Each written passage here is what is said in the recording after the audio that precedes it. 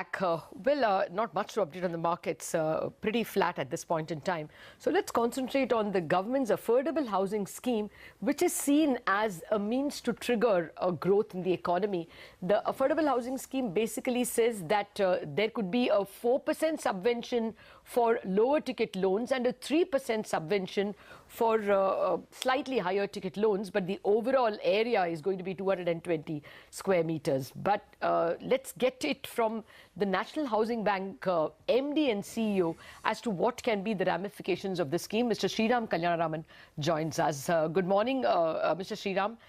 If you can first tell us how the scheme will operate as soon as a housing finance company, and I think this time banks and HFCs are included, if they get someone who qualifies for it, they come to you for permission, or can they straight away give them the loan and take the money from you?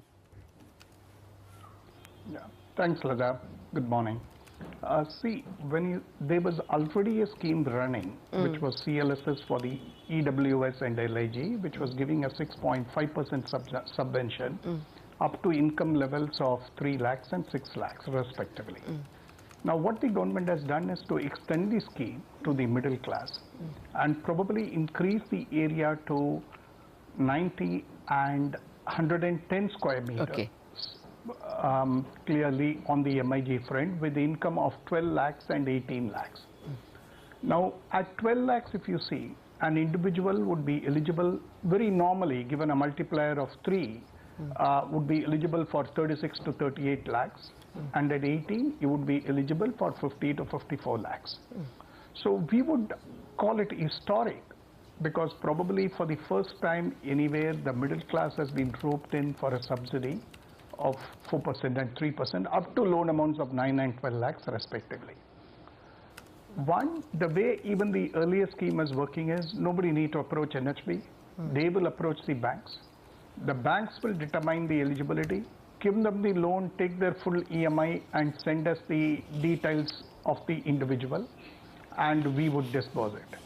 Now, instead of going Excel sheets going up and down, we had created a complete portal where they upload, and we started with 10 to 12 days to disburse the subsidy.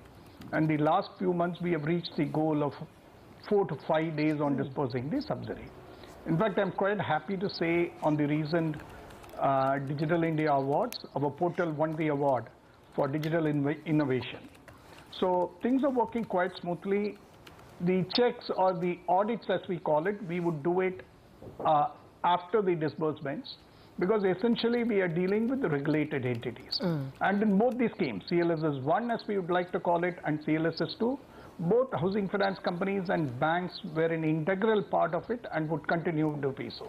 Okay. Mr. Sriram, good morning. It's good to hear the positives about this scheme, but the only problem that everyone is talking about is government funding, right? Because in the budget in FY18, the government has allocated about 1,000 crores for this scheme, but we all know that the government will need a lot more in order to get this scheme going in its entirety. What have you made of that, and how much more money do you think the government would need, and how would they raise this? Yeah, it depends on how it takes off. As of now, if you see in the segment, we could look at a much, much higher amount, definitely. But why are we worried about it when the government has not said they will curtail it at 1,000 crores? It's an immediate budgetary allocation. If you see CLSS 1, for example, we have now disbursed 520 crores and odd of subsidy, and the initial allocation was, if I remember, 75 crores or 50 crores or whatever it is.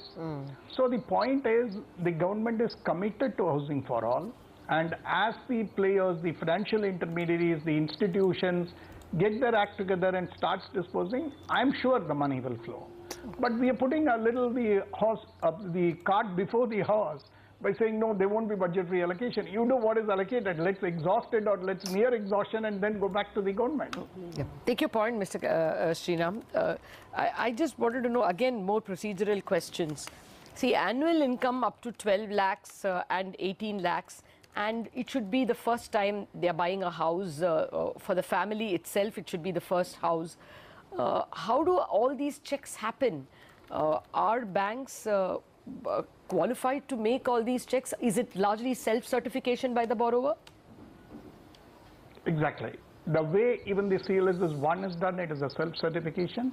But remember, in all this, today, there is an entity called Credit Bureau.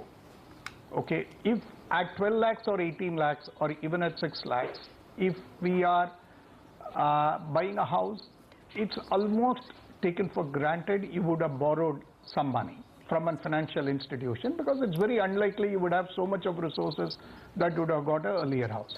So the point is, Credit Bureau will be a secondary check, because Credit Bureau will show you if you had borrowed it, and to a self-declaration.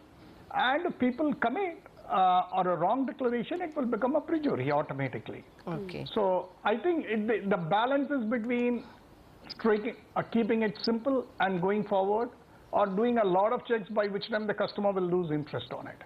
Our goal is to give the subsidy before the first EMI hits his account, and that's what we have been doing so far. So you provide the entire subsidy before the first EMI. So he makes a substantial amount of money. Yeah, yeah. What happens if he stops paying and becomes a defaulter? There is a mechanism in the rules to how do we share it when the banks recover it. So that is part of the what we call as the guidelines which we had given. So there will be a proportionate sharing part when the banks recover that money, because it's a secured asset at the end of the day. Okay, just one final question. What kind of opportunity does this create to make a larger proportion of the population eligible under this scheme? I think it's a huge, because as we see it now, if you see the 30 to 50 lakhs, as I call it, is always the sweet spot on the loan amount for most of the financial institutions. Don't look at it in isolation. I'd say if you go to the finance bill, the affordable housing status has been given. Builders have been exempted from income tax for the affordable houses. The infrastructure status has been given for the affordable houses.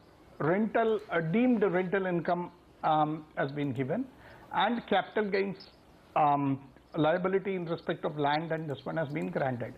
Along with that, now with both the EWS LIG and the middle income roping in to take more loans will give a tremendous boost to the segment. Okay. So the estimate is, I could even see it that it might go up to probably about, in next 6 months, about 1 lakh of houses on the on this subsidy on MIG. And that is how much in terms of money? 1 lakh houses would be in terms of 1,000 crores, how much? Roughly taken about 2,000 per house. Okay, fair enough. 1 year? Yeah, that looks like a lot of money. Thank you very much. But let's see, yeah. I'm sure. Yeah, go ahead, sir. Sorry, I'm sure as it takes off, there will be, or government will make available, going by the CLS, the enough budgetary amounts, going by the CLS as one example. Yes.